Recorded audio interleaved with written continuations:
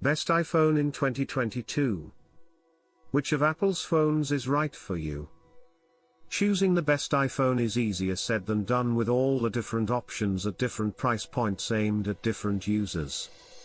Besides the latest models, there are those older models to consider as well, as many online retailers still have many of them in stock.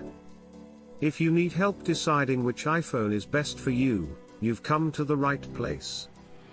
We've reviewed all the models of what is one of the best smartphones and best camera phones ever made. So we know every single one inside and out, which makes us the right experts to assist you in making your decision. With a particular focus on key factors such as their screens, power, cameras and battery life, we've created this guide to the best iPhones. We've ranked our picks below, but we've also included an overview and a specs list for each, so you can quickly see if they'll be a good fit for you or not. From the new iPhone SE 2022, to the high-end iPhone 13 Pro Max, to older and smaller models, and as well as a couple of options if you're looking for the best cheap phone, take a look at our top picks of the best iPhones below. And, if none of them seem ideal, don't worry. The iPhone 14 range is landing later this year, so you can always check back then and see how those phones rank. The iPhone 13 Pro Max is the best and most exciting of Apple's iPhone 13 range, with the battery life being an unexpected highlight. This thing can last and last, and while it's not quite up there with the very longest lasting phones, it's easily got the best battery life of any iPhone.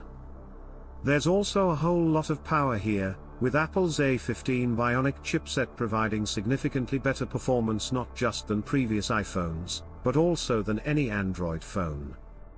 That said, we mostly know this thanks to benchmark scores. In the real world most users will struggle to truly tap into its potential. The camera has also seen an upgrade, with low light shots particularly impressing, and the new macro mode opening the iPhone range up to a whole new type of photography. In practice the hyped cinematic mode and 120Hz screen didn't impress us as much, and the sooner Apple gets rid of the notch the better, but overall this is a fantastic upgrade for Apple's Max model, and it's one of the very best iPhones. The iPhone 13 isn't the biggest yearly iPhone upgrade we've seen, but almost every aspect of it is a little better than the iPhone 12, which makes it a brilliant iPhone overall.